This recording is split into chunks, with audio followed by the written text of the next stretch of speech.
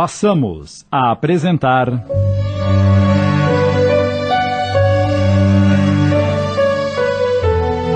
O Jardim dos Girassóis, obra de Lígia Barbieri Amaral, adaptação de Sidney Carbone.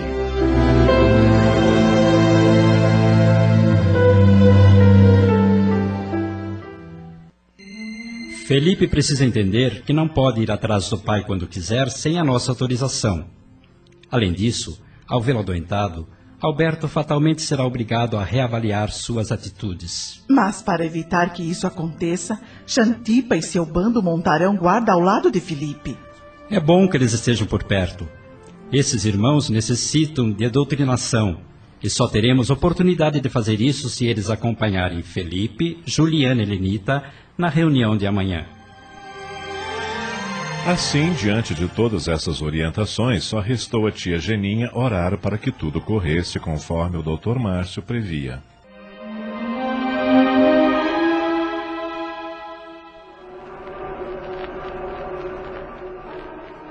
Felipe continuava amedrontado, escondido num canto da gruta, quando de repente sentiu-se envolvido por uma voz feminina, muito tranquila, que dizia: Tenha fé em Deus, meu menino.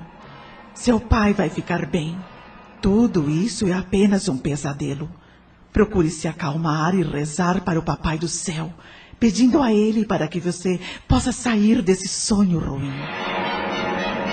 Felipe olhou para os lados procurando descobrir de onde vinha aquela voz, mas não viu ninguém.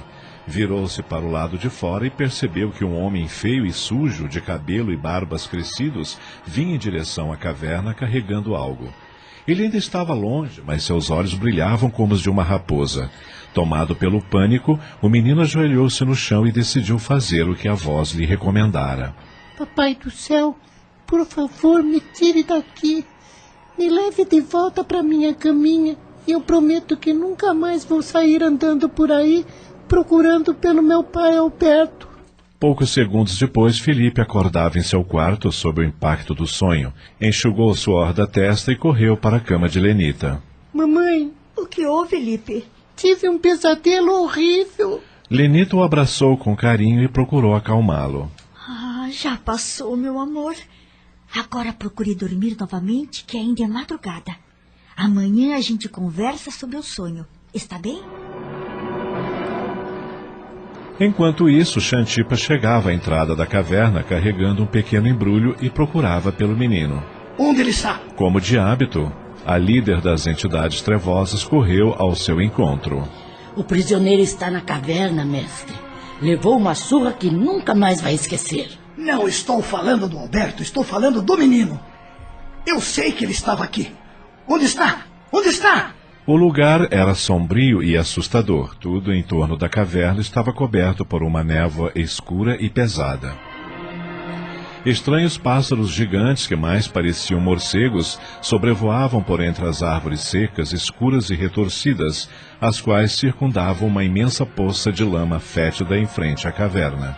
Não há nenhum menino aqui, mestre. Não ouse duvidar de mim. Eu sei que há. O mestre não bebeu quase nada hoje? Por isso estou irritado. Naquela maldita casa só tinha chá. Logo em seguida, entregou o pequeno embrulho à entidade, dizendo: Tome. Isto foi tudo que consegui arrumar no caminho. A entidade pegou o embrulho sem conseguir esconder sua satisfação. Obrigada, mestre. Roubei de uma velha imbecil quando passava pelo umbral, antes de vir para cá. E o prisioneiro? Onde está? A entidade conduziu Xantipa até o interior da caverna, onde Alberto encontrava-se amarrado a uma estalagmite, cheio de arranhões e hematomas. Ao seu lado, as duas outras entidades dormiam, exaustas, segurando cada qual um bastão cheio de pontas afiadas. E aí, camarada? Passou bem a noite? Sinto muitas dores pelo corpo todo. Isso é para você aprender a não se meter onde não é chamado. Falando nisso, trago notícias de sua casa. Como está Lenita?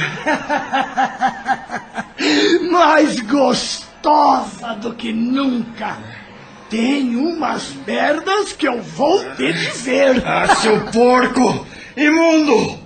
Xantipa aproximou-se, segurou pelo pescoço, cuspiu-lhe no rosto e disse calmamente, soletrando cada sílaba: Porco imundo é você, assassino! Eu só não te arrebento porque tenho uma dívida de gratidão para contigo. Foi legal comigo e me devolveu a minha filha, embora ela tenha voltado para você. Mas agora ela é minha, entende? E vai ter que aprender a me respeitar como ela não me respeitou no passado. Alberto abaixou o rosto e pôs-se a chorar. Não entendia por que Xantipa o tratava desse jeito, por que o chamava de assassino, por que odiava tanto Selene, por que se empenhava tanto em maltratar seus familiares. E quem era aquela filha a quem se referia? Pensou em Selene, mas afastou rapidamente a hipótese. Ele conhecera o pai de Selene, o oficial da aeronáutica, que era bem diferente de Xantipa. Veio-lhe à mente então a imagem de Juliana. Alberto sentiu um arrepio percorrer todo o seu corpo dolorido e conteve as lágrimas, paralisado de medo. Não podia ser. Ele tinha certeza de que Selene não o enganara. Juliana era sua filha. Xantipa certamente devia estar falando de outra pessoa. Enquanto Alberto divagava em seus questionamentos, a entidade líder chamou por Xantipa. A mesa está pronta. Ela havia aberto o embrulho que lhe fora entregue pelo mestre e disposto sobre uma pequena mesa tosca algumas fatias de pão escuro e algumas frutas de aspecto estranho que Alberto nunca vira.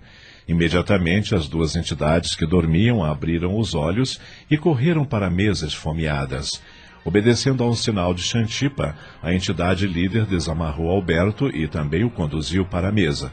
Logo que ele se aproximou, Xantipa, sentado na cabeceira, o alertou. Estou lhe dando uma chance porque, no fundo, não tenho raiva de você. Só quero que aprenda a ser mais educado.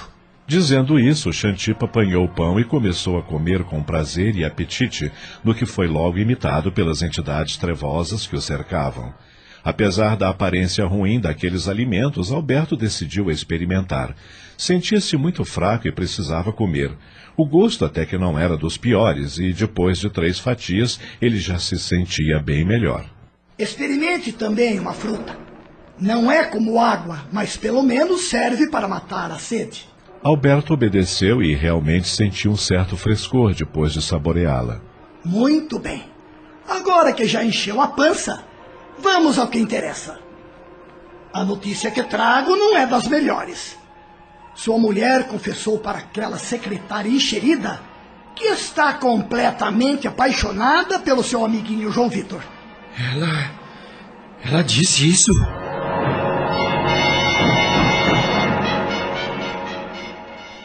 Estamos apresentando O Jardim dos Girassóis. Voltamos a apresentar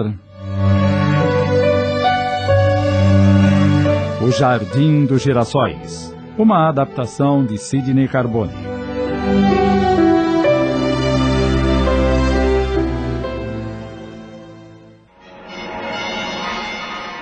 Sim, ela disse. Parece que os dois descobriram que você está no caminho deles e agora estão tramando para destruí-lo. Querem te convencer a voltar para aquele hospital. Eles não podem fazer isso. Eu não vou. Eu também fiquei revoltado, camaradinha. Imagine que eles estão tramando ir a um centro com a dona Catarina. Vão pedir aos bons espíritos para levarem você de vez. Hipócritas, miseráveis. Já que eles querem me destruir, eu também sou capaz de qualquer coisa para acabar com a raça deles. Muito bem. Agora estamos falando de novo a mesma língua. Escute aqui. Eu posso livrar mais uma vez a tua barra. Mas você tem que me prometer que desta vez vai fazer tudo direitinho, do jeito que eu mandar. Já disse que faço qualquer coisa para me vingar daqueles traidores. Agora começo a entender você, Xantipa.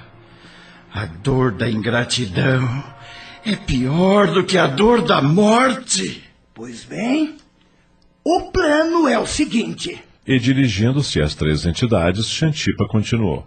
Vocês Titânia, Alarica e Carmona. Vão voltar para a casa de Selene e dar sequência a tudo que já estava combinado. E eu? Você, camarada, vai voltar para sua casa e fazer tudo para evitar que eles saiam na terça-feira à noite para tal reunião no centro. Eu até já adiantei as coisas para você, fazendo o menino ficar doente. Lembre-se que eles não estão nem um pouco preocupados com você. São uns ingratos. De mais a mais é só uma doencinha de nada para impedir a mãe de sair de casa. Se é assim... E quanto a Juliana e Lenita? Você deve conseguir fazer com que elas briguem. Vai jogar Juliana contra a Lenita? Acho que não vai ser difícil. Lembre-se, qualquer problema é só pensar firme em qualquer um de nós, como fez naquele dia na casa de Selene. E João Vitor? Esse você deixa por minha conta. Estamos todos de acordo? Todos afirmaram que sim com a cabeça. Antes de se despedirem, por via das dúvidas, Xantipa determinou que todos deveriam se reunir às 6:30 da tarde do dia seguinte na casa de Lenita. Seria interessante se Selene também participasse da confusão. Mas eu ainda preciso ter uma conversinha com ela antes do dia amanhecer. Por alguns instantes, Alberto chegou a sentir pena de Selene. Ao lembrar-se, porém, de tudo que Xantipa havia lhe contado sobre Lenita e João Vitor, achou melhor não interferir. O chefe certamente deveria ter alguma razão para querer se vingar de Selene.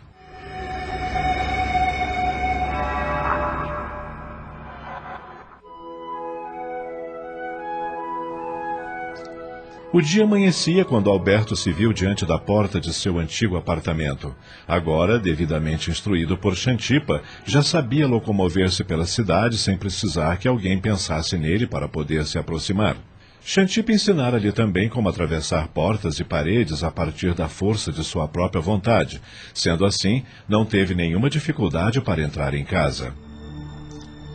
Chegando à sala, lembrou-se de seu último encontro com tia Genin e procurou-a, desconfiado por todos os lados. Prudentemente, porém, ela manteve-se à distância para que Alberto não pudesse pressentir sua presença. Estava ciente das razões que o traziam até ali. Sempre desconfiado, Alberto seguiu rumo ao seu antigo quarto. Por mais que estivesse sentindo raiva de Lenita, ao mesmo tempo experimentava uma enorme necessidade de vê-la. Ao passar pelo quarto de Juliana, entretanto, notou uma luz acesa e decidiu entrar. A jovem passara a noite mergulhada no livro que ganhara de Paulo. Vendo-a tão concentrada na leitura, Alberto sentiu seu coração amolecer, lembrando-se da última manhã em que a vira, antes do terrível acidente que lhe tirara a vida. E pensou: certamente ela está estudando para alguma prova. Embora ele não pudesse perceber em função de seu baixo padrão vibratório, Juliana estava cercada por amigos espirituais que sempre costumam visitar aqueles que buscam consolo na literatura espírita, cobrindo-lhes de fluidos positivos e elucidando-lhes possíveis dúvidas. Instigado por esses amigos espirituais, Alberto sentiu-se curioso para saber que matéria a filha estava estudando. Aproximou-se de sua cama e, não resistindo, deu-lhe a costumeira batidinha no nariz. Sensibilizada pela leitura, Juliana, que pensava justamente no pai quando lia aquele capítulo, teve um sobressalto, levando intuitivamente os dedos à ponta do nariz. Que estranho! Foi como se sentisse o toque dos dedos do papai, como ele fazia sempre. Meu Deus! Sentiu então seu coração se apertar de saudades e teve vontade de chorar. Como havia acabado de aprender, porém, que o choro dos encarnados fazia muito mal aos seus entes queridos que viviam no plano espiritual, esforçou-se para controlar esse sentimento. Não devo chorar. E procurou concentrar-se na página que tinha diante de si. Naquele trecho, César, o autor espiritual, narrava uma conversa com seu orientador, quando, junto com outros jovens, preparava-se para integrar uma equipe de auxílio àqueles que aportam a espiritualidade, ainda despreparados para enfrentar sua nova condição. De tão envolvida com a leitura, Juliana sentia-se um daqueles jovens a quem o orientador delicadamente explicava a diferença entre conhecimento e consciência. Embora bestificado com o teor daquelas linhas que a filha digeria tão avidamente, Alberto não pôde deixar de sentir interesse por aquelas informações que pareciam dizer respeito de tão perto à sua situação. Assim, completamente sintonizado com a filha, logo passou a escutar seus pensamentos como se ela estivesse lendo para ele. O conhecimento é a informação que recebemos e assimilamos. A consciência é saber discernir o certo do errado, procurando fazer o melhor. Um exemplo disso é que sabemos que devemos perdoar e não perdoamos, que precisamos nos reconciliar com os adversários, mas quando chega a oportunidade, não conseguimos vencer o ressentimento e a mágoa. Acabamos de apresentar